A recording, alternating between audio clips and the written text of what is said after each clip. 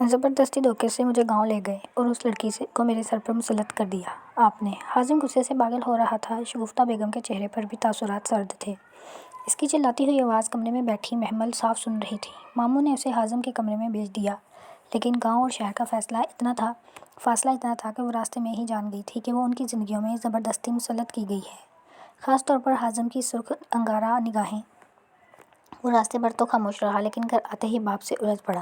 کیا برائی ہے اس میں؟ اتنی پیاری برباد خاموش طبیعت لڑکی ہے، اور تم آگ اور جنون سے بھرے ہوئے انسان۔ اتنا غصہ ہے تمہارے اندر۔ محمل جیسی لڑکی تمہارے ساتھ چل سکتی ہے اور کوئی نہیں۔ میرے ساتھ کون لڑکی چل سکتی ہے کون نہیں، یہ طے کرنے والے آپ نہیں ہیں۔ ابو، میں نے عام دنوں سے 6 مہینے پہلے ہی کہہ دیا تھا کہ میں صرف رشتہ رمشا سے شادی کروں گا، یہ جانتے ہوئے بھی کہ میں اسے پسند کرتا ہوں۔ آپ دادا ابو کے سامنے انکار نہیں کر سکتے تھے۔ آخر چچا کے بیٹے بھی تو ہیں، یہ لڑکی ان کے سر پر مسلط کر دیتے۔ زبردستی میرے گلے کا ہار کیوں بنایا؟ اس کے انداز میں محمل کے لیے نفرت تھی۔ اب جو ہونا تھا ہو گیا، اب تم چیخ چیخ کر میرا دماغ خراب نہ کرو۔ نہ اپنا ماموں نے اسے خاموش کروایا تھا۔ لیکن وہ غصے سے کہنے لگا، اب نکلیں اس لڑکی کو میرے کمرے سے، میں ہرگز اسے اپنی زندگی میں برداشت نہیں کر سکتا۔ کیوں نکالوں اسے تمہاری زندگی سے؟ نہ تمہارے کمرے سے نکالوں گا، تم نکل جاؤ اگر تم نے جانا ہے تو اس گھر سے۔ ماموں غصے سے بھر گئے تھے۔ وہ ان کی مری ہوئی بہن کی نشانی تھی اور یہ اتنی آسانی سے کہہ رہا تھا کہ اس لڑکی کو اس کمرے سے نکالیں۔ یہ سن کر شگفتہ بیگم سر پر ہاتھ مارتے ہوئے چلانے لگیں، اس نے آتے ہی اب باپ بیٹے میں جھگڑا کرانے شروع کر دیے ہیں۔ دیکھو تو صحیح، قاتل و غارت کروائے گی یہ لڑکی۔ آپ اس 2 ٹکے کی لڑکی کے لیے اپنے بیٹے سے الجھ رہے ہیں، اسے گھر سے نکالنا چاہتے ہیں۔ ٹھیک تو کہہ رہا ہے حازم، یہ پینڈو ہے، گاؤں کے ساتھ کوئی گاؤں والا ہی چل سکتا ہے، میرا حازم نہیں۔ یہ آپ کے ابا جی نے اچھا نہیں کیا۔ شگفتہ بیگم کے لہجے میں بھی نفرت پھنکار تھی۔ ماموں نے غصے سے انہیں دیکھا تھا۔ بجائے تم اپنے بیٹے کو سمجھانے کے، الٹا اس کی سائیڈ لے رہی ہو۔ وقت بتائے گا کہ محمل اس گھر کے لیے بہتر ہے یا نہیں۔ ابھی سب خاموش ہو جاؤ، ورنہ ایسا نہ ہو کہ میں تم دونوں کو ہی اس گھر سے نکال دوں۔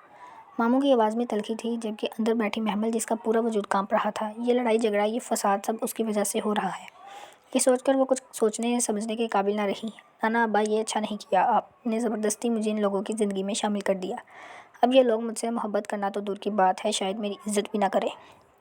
2 آنسو اس کے گالوں پر لڑکے تھے۔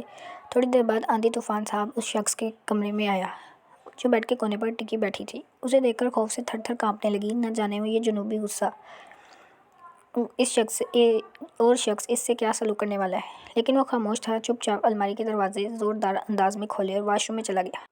وہ مکمل خاموشی سے بیٹھی تھی، جبکہ اس کی ہتھیلیاں پسینے سے بھیگ گئیں۔ وہ شدید گھبراہٹ کا شکار تھی۔ حازم نہا دھو کر واش روم سے نکلا تھا۔ گاؤں کے لمبے سفر نے اسے بے پناہ تھکا دیا تھا۔ 3 دن اس کے ایسے گزرے تھے جیسے وہ کسی تپتے صحرا میں ہو۔ یہاں سے کہہ کر لے گئے تھے کہ دادا جان کی طبیعت خراب ہے، انہیں گاؤں جانا ہوگا، تم 3 دن کی چھٹی لے لو۔ آفس سے ابو کے کہنے پر اس نے ایسا ہی کیا تھا، لیکن وہاں ایک نیا ڈرامہ شروع ہو گیا۔ جب دادا جان نے اپنے چھوٹے بیٹے اور ابو کے سامنے اعلان کیا وہ حازم اور محمل کا نکاح کر رہے ہیں، وہ خود شاک کی کیفیت میں ابو کو دیکھ رہا تھا جو ان سے چپ رہنے کی التجا کر رہے تھے، لیکن اکیلے میں وہ اب اس سے غصے میں کہنے لگا، اب یہ کیا ڈرامہ ہے ابو؟ آپ انکار کر دیں، میں کیوں محمل سے شادی کروں گا؟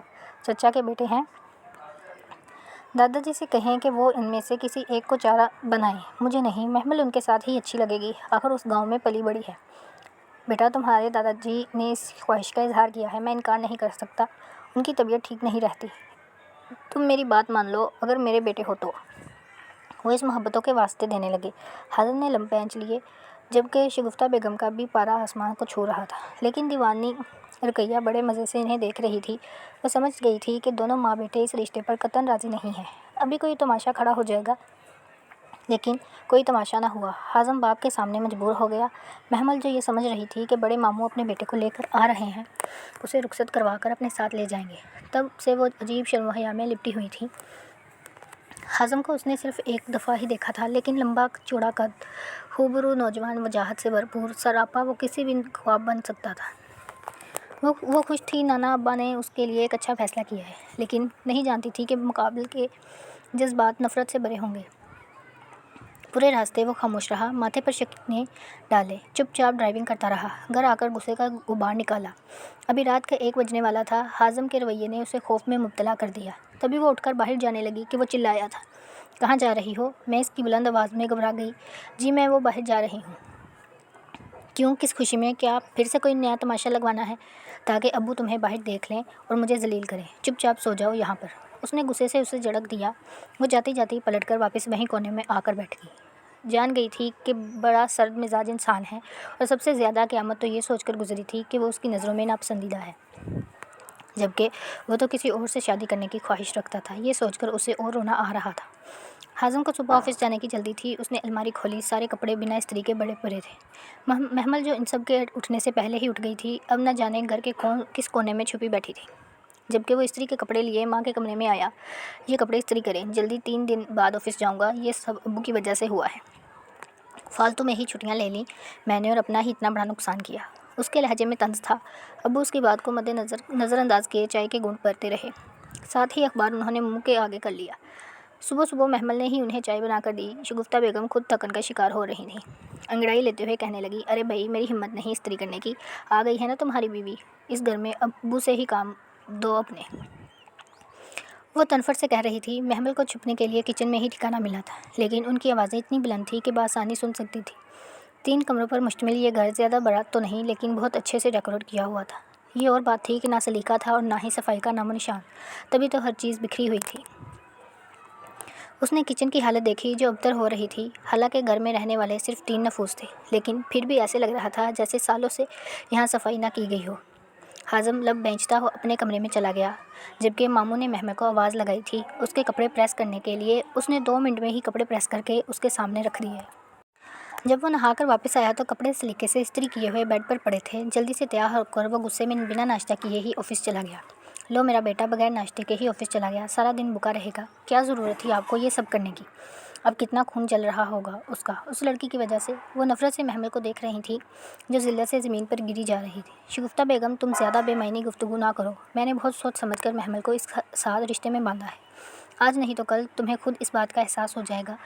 اچھا کچھ اپنی لاڈلی بیٹی کو بھی بتا دیجیے فون کر کے کہ اس کے اکلوتے اور سگے بھائی کا نکاح ہو گیا ہے، اور وہ اپنی بیوی کو گھر بھی لے آیا ہے، پتہ بھی ہے کتنی ناراض ہوگی آپ سے۔ ہانیہ، 2 ہی تو بچے تھے ان کی زندگی کے قیمتی سرمایہ۔ ہانیہ بڑی بیٹی تھی تو اسے 2 سال چھوٹے حازم، وہ ایک سرکاری کلرک رہ چکا تھا، لیکن اب ریٹائرمنٹ کی زندگی گزار رہے تھے۔ دوسری طرف شگفتہ بیگم عمر کے اس حصے میں تھیں کہ جسمانی ساخت اجازت نہیں دیتی تھی۔ زیادہ سخت کام کرنے کی وہ کچن میں تھوڑی دیر بھی کھڑی ہو جاتی تو ان کے گھٹنے جواب دے جاتے تھے۔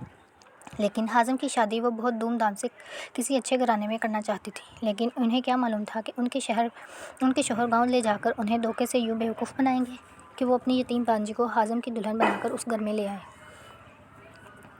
ان کے دل میں محمل کو نفرت کے انگارے پھوٹ رہے تھے۔ وہ دل میں یہی دعا کر رہی تھی کہ حازم اسے اپنی زندگی میں قبول نہ کرے، تاکہ وہ جلد اس لڑکی سے چھٹکارا پا لیں اور اس کے گاؤں واپس بھیج دیں۔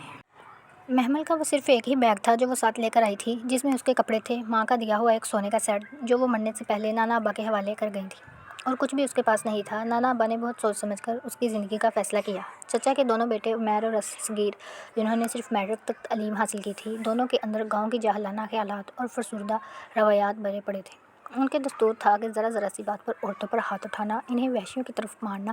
یہ دیکھ کر محمل اندر ہی اندر سوچتی تھی کہ اس کی زندگی بھی گاؤں کی بے بس عورتوں کی طرح ہوگی، یا وہ کبھی یہاں کے ماحول سے چھٹکارا پانے میں کامیاب ہو گئی یا نہیں۔ انہی خیالات کا اظہار اس نے ایک دن نانا ابا کے سامنے کیا۔ ارے خدا نخواستہ، میں کیوں تمہیں عمیر اور اصغر جیسے انسان سے بیانے لگا؟ رقیہ کی تربیت مجھے ان کے اندر دکھائی دیتی ہے، جیسے وہ آج عورت ہے ایسے ہی اس نے تربیت کی ہے اپنی اولاد کی۔ میں نے تو اپنی شہزادی کے لیے پہلے ہی ایک شہزادے کا خواب دیکھا ہے۔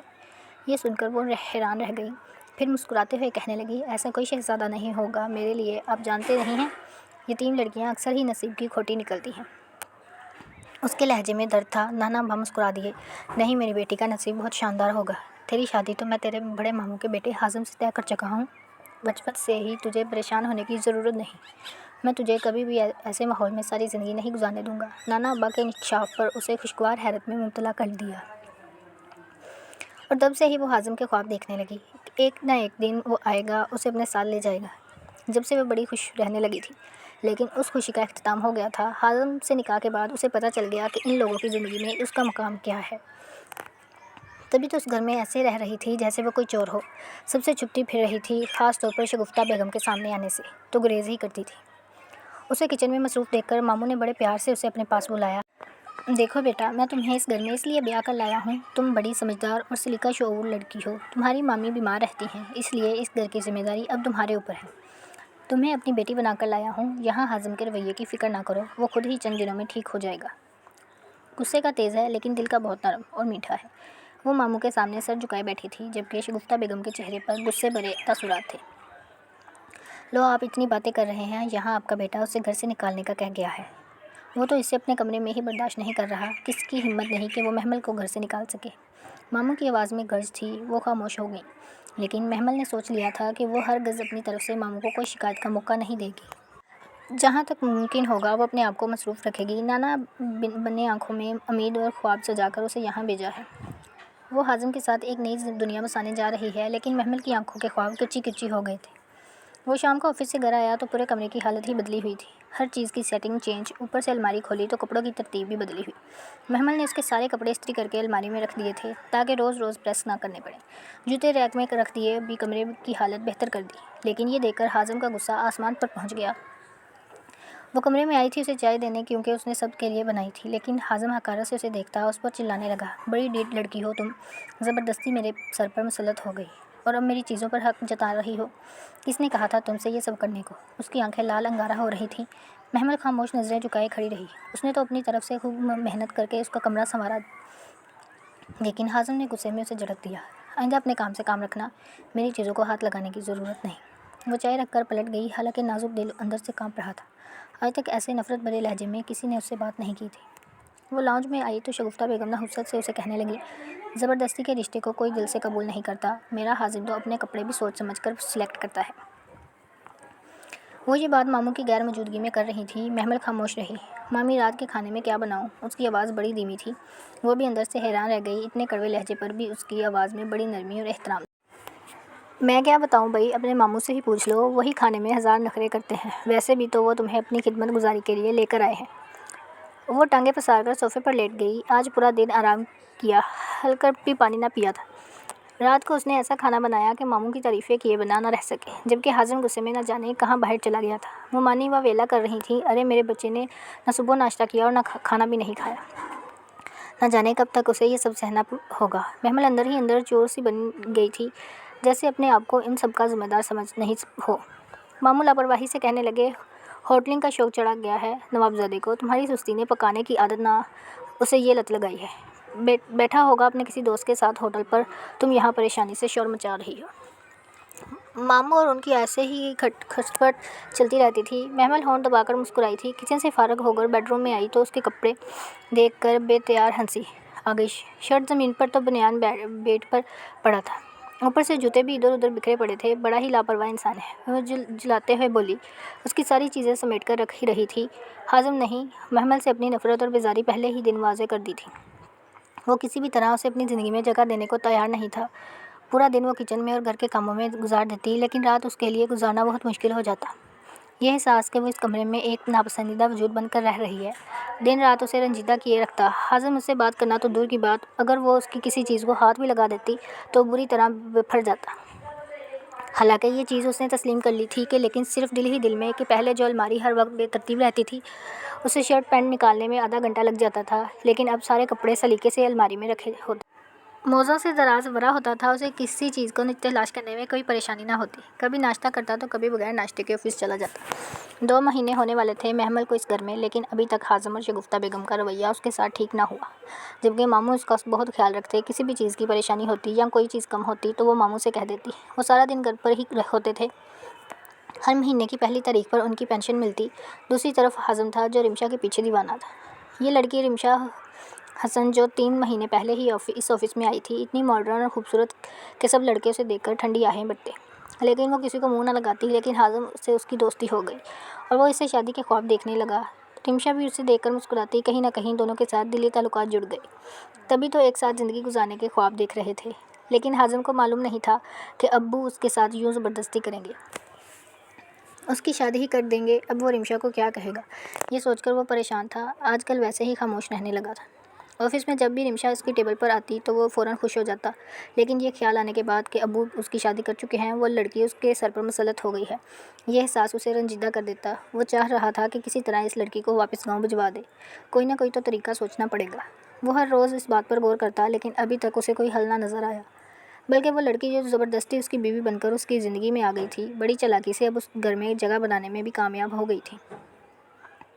نہ صرف ہر وقت کچن میں مصروف رہتی، بلکہ ہر وقت ماموں کے کام، اور اس نے ابو کے دل میں اتنی گنجائش بدلی کہ وہ کبھی بھی اسے حازم کی زندگی سے نہیں نکالنے والے تھے۔ وہ جب بھی اس کی طرف دیکھتا پھاڑ کھانے والے انداز میں، لیکن وہ خاموش بیٹھی رہتی، کبھی نظریں جھکائے سامنے سے اٹھ جاتی۔ محمل نے اس کے سامنے آنا بہت کم کر دیا تھا۔ کافی دن ہو گئے تھے نانا ابا سے بات کی ہے، لیکن وہ دل میں سوچتی ہے کہ اگر اس نے ایسی کسی خواہش کا اظہار کیا تو وہ حازم پہلی فرصت میں اسے گاؤں بھجوا دے گا، پھر شاید وہ واپسی کے سارے راستے بند ہو جائیں گے، کیونکہ وہ اس کی زندگی میں ایک ناپسندیدہ لڑکی تھی۔ یہ سوچ کر وہ خاموش رہتی، لیکن اس کے آنے سے شگفتہ بیگم کے مزے ہو گئے تھے۔ وہ جو کپڑے دھونے، صفائی کرنے، کھانا پکانے میں ہلکان رہتی تھی، ملازمہ بھی نہیں رکھتی تھی، اس خوف سے کہ آج کل وہ بھی دھوکے باز نکل رہی تھیں۔ چوری ڈکیتی میں ان کا برابر کا ہاتھ ہوتا تھا، یہی خوف انہیں ملازمہ رکھنے سے روکتا، لیکن محمل نے آ کر تو جیسے انہیں ہر بوجھ سے آزاد کر دیا۔ وہ بے فکری سے اپنی نیند سوتی، اپنی نیند جاگتی، لیکن وہ ہر روز ان سے پوچھنے چلی آتی، مامی آج کھانے میں کیا بناؤں؟ اور وہ یہ ذمہ داری اپنے شوہر پر چھوڑ دیتی، بھئی ماموں سے پوچھ لو، مجھے نہیں معلوم۔ ان دونوں باپ بیٹے کے نخرے ہیں کھانے میں غریب تو کچھ بھی پکا دوں وہی کھا لوں گی۔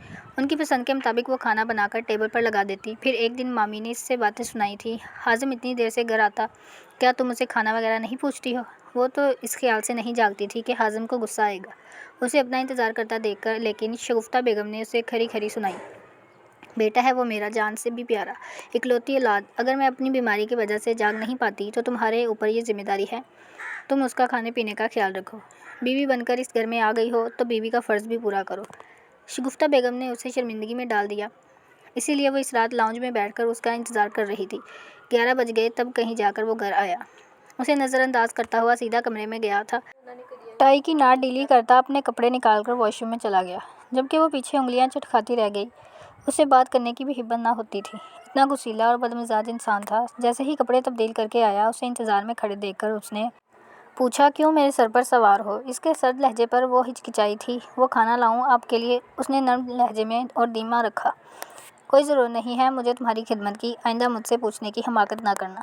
اسے ذلیل کرتے وہ بیڈ پر ڈیر ہو گیا تو وہ بھی خاموشی سے بیٹھ کے کونے پر ٹک گئی تھی، نہ جانے کیوں آنکھوں سے 2 آنسو نکل کر بالوں میں جذب ہو گئے۔ اسے حیرت ہوئی تھی، اس نے کوئی عجیب و غریب یا غصہ کرنے والا سوال تو نہیں کیا تھا، اس کی ماں کے کہنے پر اس سے کھانے کا ہی پوچھا تھا، لیکن ضلالت اس کے حصے میں ہی آئی تھی۔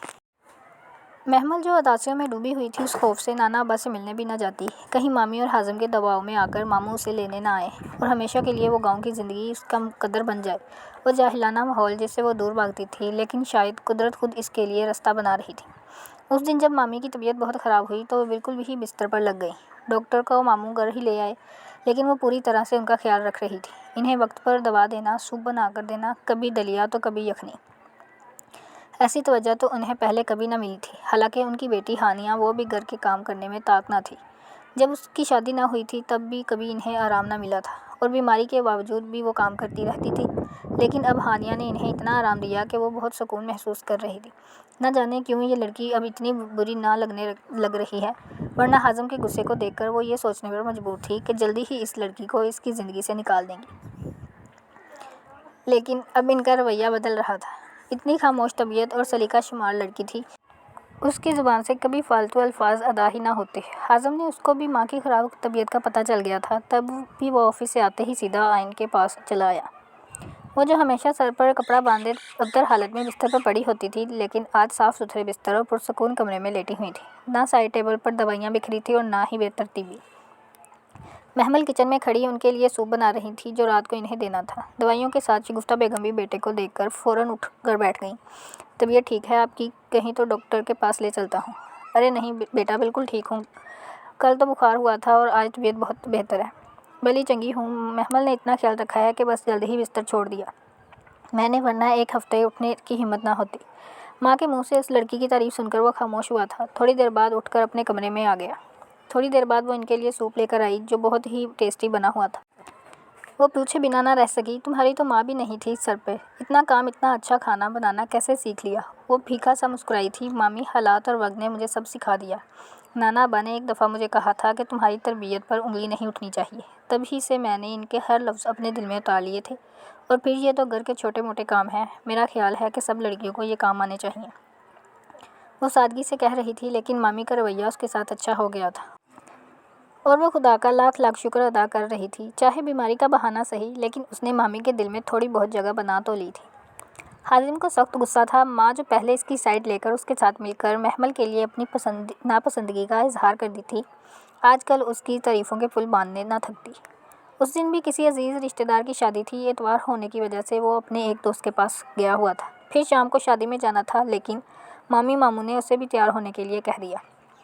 वो कुछ अजीब सा महसूस कर रही थी उनके साथ जाने पर, लेकिन मामी के कहने पर वो तैयार हो गई। नाना अब्बा ने उसके कई जोड़े बनाए थे, उसी में से उसने एक खूबसूरत सा सूट निकाल लिया, उससे पहनकर तैयार हो गई। हल्की फुल्की ज्वेलरी भी उसने कानों में डाल ली। आज खाना बनाने की छुट्टी थी, क्योंकि सब लोग शादी में जा रहे थे। वो तैयार होकर आई, सलीके से दुपट्टा सर पर लिया हुआ था। मामी भी तारीफ़ किए बिना न रह सकी। अच्छी लग रही हो, ऐसे ही रहा करो।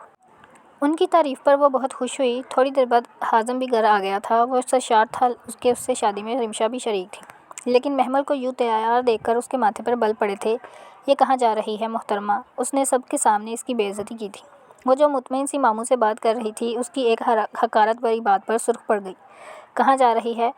मतलब शादी में जा रही है, सब जाएंगे तो मैं इस जवान बच्चे को क्या घर अकेले छोड़ जाऊँ? इतना मुझे घटिया समझ रखा है तुमने? मामू बिगड़े थे? अच्छा, तो पूरे ख़ानदान के सामने ऐलान करना चाहते हैं कि मेरी बीवी घर लेकर आ गए हैं। अभी मैंने ना अपने ऑफिस कोलीग ना किसी दोस्त के सामने बताया है कि मेरी शादी हो गई है। वो गुस्से से जैसे पागल हो रहा था। नहीं बताया तो अच्छा है, अब पता चल जाएगा। मामू भी जवाब देकर मोबाइल में मसरूफ़ हो गए थे, जबकि मामी कहने लगी, पता तो सबको चलेगा हाजिम, अब तुम्हारी बीवी बन गई है, ये रिश्ता निभाना पड़ेगा। अम्मी को उसकी साइड लेता देखकर वो सदमे से दो चार हुआ था। कुछ लोगों के साथ लटकने और ज़बरदस्ती सर पर मुसल्लत होने का शौक़ होता है। उसे सुनाता वो कमरे में आ गया, जबकि वो अपनी वजह से होने वाली बहस से परेशान मामू से हाथ मसलते हुए कहने लगी, आप लोग चले जाएं शादी में, मेरे सर में वैसे ही दर्द हो रहा है। उसके चेहरे पर बला की मासूमियत थी। मामू मुस्कुरा दिए, अरे उस बेवकूफ़ की बातों को दिल पर रहने की ज़रूरत नहीं, वो तो ऐसे ही गुस्से में आसमान पर चढ़ता रहता है। जल्दी ही वो तैयार होकर आ गया था। महमल ने उसके कपड़े पहले ही निकाल कर रख दिए थे। फिर वो पीछे मामी के साथ बैठ गई, जबकि मामू और वो आगे बैठे थे गाड़ी में। लेकिन वो ऐसे बैठी थी कि कोने में छुप सी गई हो। अपने आप पर बड़ा अजीब लग रहा था, जबकि हाजिम के माथे के बल न जा रहे थे। फिर वो शादी में चली आई, लेकिन सबको पता चल गया कि वो हाजिम की बीवी है। जैसे सब सरप्राइज़ हो गए थे। रिमशा भी उस शादी में आई हुई थी। ओहो, तो अपनी बीवी को भी साथ लाए हो? मैं भी कहूँ, जब से गाँव से आए हो इतने बदले बदले से क्यों लग रहे हो? हाजिम उसके सामने गिड़गिड़ाते हुए कहने लगा, यार मैं जल्द उसे छोड़ दूंगा, शादी मैं तुमसे ही करूंगा। कोई ज़रूरत नहीं है उसे छोड़ने की, क्योंकि कभी भी किसी ऐसे इंसान की बीवी नहीं बनूंगी जो पहले से शादीशुदा होगा। ये कहते ही वो हील की ठक ठक करती उसे बहुत दूर चली गई थी। हाजिम गुस्से से पागल होता उस लड़की को देख रहा था, जो सबसे कोने वाले टेबल पर बैठी थी। अम्मी उसे एक एक से मिलवा रही थी। उन्होंने उसे तो देख लूँगा, फिर पूरी शादी में उसका मूड बिगड़ा ही रहा। अम्मी अब्बू के सामने तो वो ऐसे कुछ ना बोल सका, लेकिन कमरे में आते ही शुरू हो गया, तुम्हें महसूस क्यों नहीं होता कि मुझे तुम नापसंद हो, फिर भी बड़े फ़ख्र से उस घर में अपनी जगह बनाने की कोशिश कर रही हो। वो ज्वेलरी उतार रही थी। कपड़े लेने जैसे ही अलमारी की तरफ बढ़ी, उसके कदम वहीं रुक गए। लब कुचलाते वो उतना ही कह सकी थी, अगर आपकी ज़िंदगी में मेरी कोई जगह नहीं तो आप मुझे गाँव छोड़ आएँ। नाना अब्बा के पास मैं आपसे कोई गिला नहीं करूँगी। रूंधे हुए गिले के साथ कहती वो अलमारी से कपड़े निकालकर वॉशरूम में चली गई। फिर पूरी रात सो ना सकी थी। क्या पता सच में ही वो मुझे सुबह गाँव छोड़कर आ जाए। उस परेशानी से उसे सोने न दिया, क्योंकि गाँव की औरत एक एक बात पूछने आती थी, और चाची रुकैया ने तो वैसे ही उसे ताने दे देकर मार देना था। नाना अब्बा की आंखों में वो कभी भी दुख नहीं देख सकती थी। ये सब तकलीफ़ों से बर्दाश्त करने ही होंगी, अपने आप से कहती वो सोने की कोशिश करने लगी। इस शाम वो किचन में खड़ी दूध गर्म कर रही थी, जब हाजिम उसके ऊपर चीखने लगा, कितनी दफ़ा कहा है कि मेरी चीज़ों को हाथ मत लगाया करो। मेरी वो गोल्डन घड़ी कहाँ रखी है तुमने? मिल ही नहीं रही। उसे प्रमोशन मिली थी, दोस्तों को ट्रीट देने वो घूमने फिरने जा रहा था। उसके चीखने पर महमल के हाथ से दूध गिर गया। गरम गरम दूध ने ना सिर्फ उसकी दोनों हथेलियों बल्कि हाथ को भी जला दिया, लेकिन हाजिम ना देख सका कि उसका हाथ किसी शिद्दत से जला हुआ है। वो कांपते लहजे में कहने लगी, वहीं रखी है अलमारी की सबसे निचली दराज में। آئندہ میری کسی بھی چیز کو ہاتھ لگانے کی ضرورت نہیں، غصے میں وہ کہتا وہاں سے چلا گیا۔ اور وہ پورے وقت تکلیف سے جلتی رہی، بڑی مشکل سے کھانا بنایا۔ ماموں بھی پوچھتے رہ گئے کیا ہوا بیٹا، آنکھیں سرخ ہو رہی ہیں، لیکن وہ خاموش رہی۔ اتنی تکلیف تھی نہ صرف ہاتھوں میں بلکہ دل میں بھی۔ حازم جی نفرت کی پھٹکار اس کے باوجود وہ پڑی تھی۔ وہ جان گئی تھی کہ اس کی زندگی میں کوئی جگہ نہیں ہے۔ وہ کل بھی ناپسندیدہ تھی اور آج بھی۔ وہ اسے نفرت کرتا ہے۔ پھر تکلیف اتنی بڑی کہ وہ سو بھی نہ پا رہی تھی۔ حازم رات کے 1 بجے گھر آیا۔ اس کی نظر جاگتی ہوئی محمل پر پڑی۔ مسلسل رونے سے آنکھیں گہری سرخ ہو گئی تھیں۔ دونوں ہتھیلیوں پر اس نے ٹھنڈک کے لیے ٹوتھ پیسٹ لگا رکھی تھی جو وہ دیکھ چکا تھا۔ کیا ہوا ہے یہاں؟ وہ پوچھے بنا نہ رہ سکا۔ وہ روتی رہی خاموشی سے۔ اس کے دونوں ہاتھ بری طرح جلے ہوئے تھے۔ اتنی تکلیف تھی کہ نیند آنا تو دور کی بات، اسے سکون بھی نہ مل رہا تھا۔ بتاؤ گی کچھ یا روتی ہی رہو گی؟ کچھ بھی تھا، وہ اس کی یتیم پھپھو کی بیٹی تھی۔ یہ اب اس دنیا میں نہ ہی رہتی۔ اب چیخ رہے تھے تو گرم دودھ میرے ہاتھوں پر گر گیا۔ آپ کی وجہ سے جلے ہیں میرے ہاتھ، وہ غصے سے روتے ہوئے کہہ رہی تھی۔ اتنی تکلیف تھی کہ حد ہی نہیں۔ وہ سمجھ گیا تھا ہاتھ کو معمولی سے جلنا بھی بہت زیادہ ہوتا ہے۔ اس کے تو اچھے خاصے زخم تھے۔ چلو ڈاکٹر کے پاس لے چلتا ہوں، وہ اچھی دوائی دیں گے اور درد کم کرنے کا انجیکشن بھی لگا دیں گے۔ اس کے لہجے میں شرمندگی تھی۔ اتنی تکلیف تھی کہ کھانا بھی نہ کھایا جا رہا تھا، نہ ہاتھوں سے کچھ پکڑا جا رہا تھا۔ شرم کے مارے ماموں ماننے سے اس نے کچھ نہیں کہا۔ کھانا جیسے بنایا تھا وہی جانتی تھی۔ حازم نے اسے چادر پہنانے کو کہا، پھر وہ اسے ڈاکٹر کے پاس لے آئے۔ ڈاکٹر نے کریم دی اور درد کم کرنے کے لیے گولیاں بھی۔ گھر آ کر وہ ہاتھوں پر کریم لگانے کی کوشش کر رہی تھی جب حازم کہنے لگا، لاؤ میں لگا دیتا ہوں۔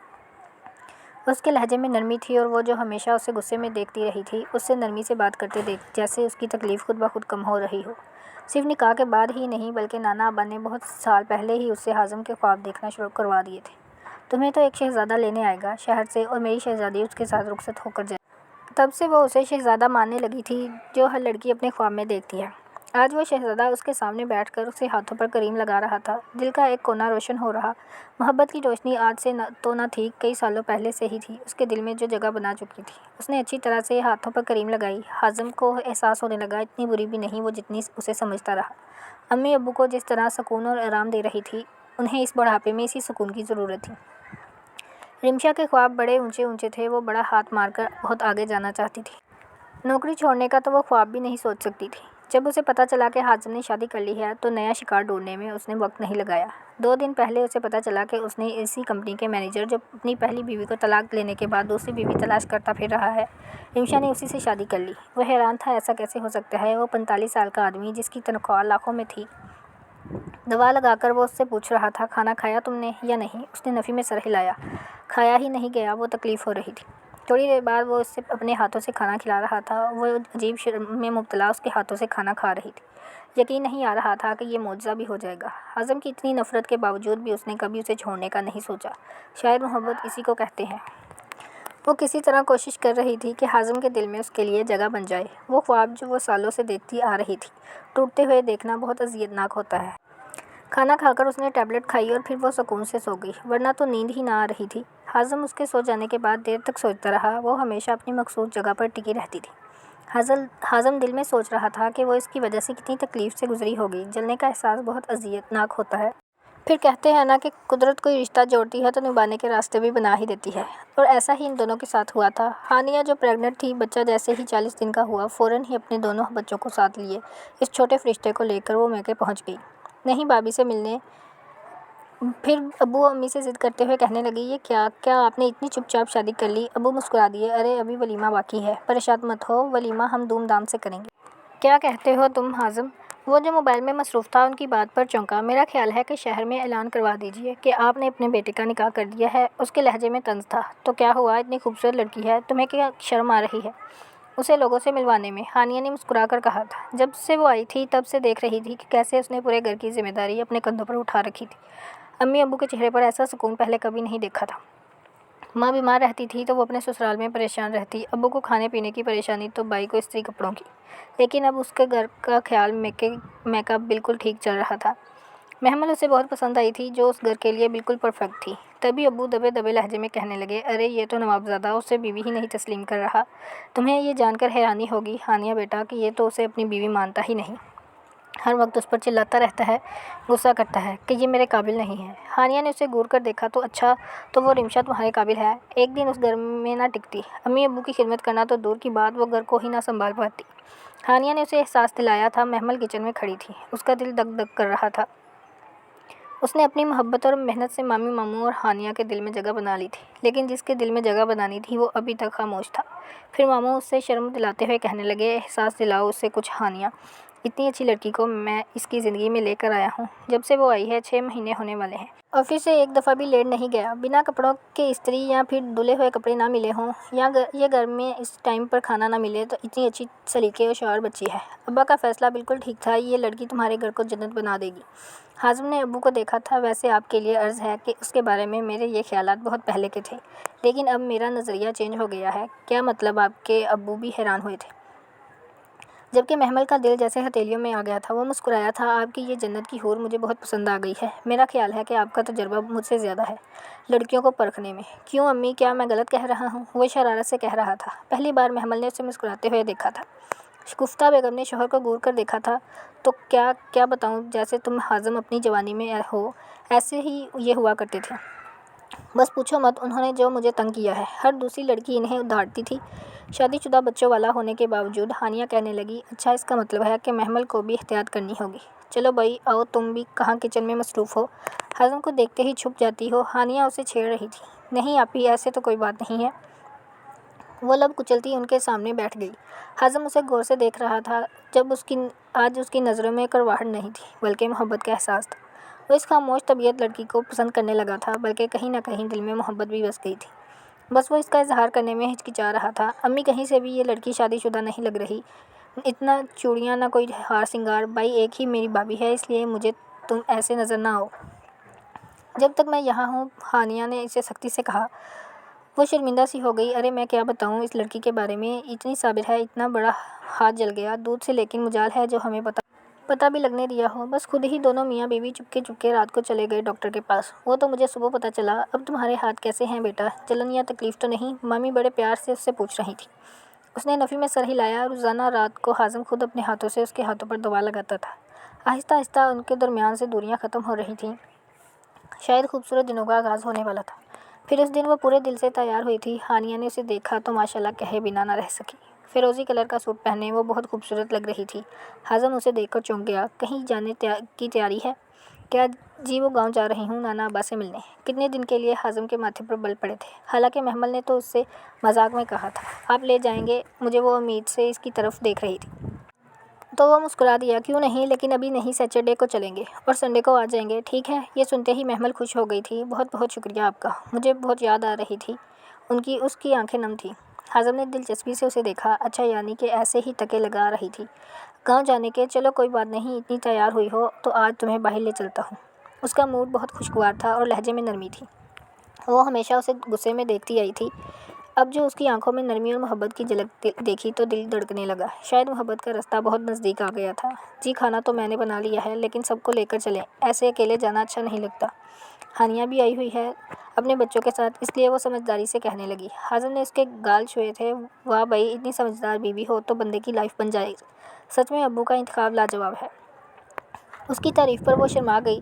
پھر وہ سب اس رات آئس کریم کھانے چلے آئے، بڑا ہی خوشگوار ماحول تھا۔ حازم نے جب سب کے سامنے اس کے لیے گلاب کے گجرے لیے، ساتھ ہی ہانیہ کے لیے بھی لیے، تو سب مسکرانے لگے۔ تو وہ کہنے لگا، کیا ہو گیا ہے، اپنے گھر کی خواتین سے محبت کا اظہار کرنے میں کیسی شرم؟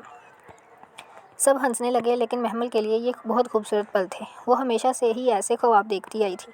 حازم کے سنگ اور آج کے خواب پورے ہو گئے تھے۔ پھر اس نے سب کے سامنے ہی اسے گجرے پہنائے تو ہانیہ سمیت امی ابو بھی خوش ہو گئے۔ اس نے محمل کو اپنی زندگی میں قبول کر لیا ہے۔ اس کی زندگی کی سب سے خوبصورت رات تھی جب حازم نے اسے بطور ہمسفر اپنے دل میں جگہ دی۔ نکھرا نکھرا روپ لیے وہ اب اس کے دل کی شہزادی بن گئی تھی۔ پھر حاضر نے اسے اپنے وعدہ پورا کیا جب وہ ہفتے کو اسے گاؤں لے کر جا رہا تھا۔ ماموں نے خدا کا شکر ادا کیا کہ باپ کے سامنے رسوا ہونے سے بچ گئے، ورنہ اگر حازم اس لڑکی کو چھوڑ دینے کا فیصلہ کرتا تو وہ شاید ان کے سامنے شرمندہ ہو جاتے۔ لیکن آج وہ بنی سنوری گاؤں جا رہی تھی اپنے شوہر کے ساتھ ان سے ملنے کے لیے ماموں مامی نے بہت سارا سامان دیا تھا ان کے لیے۔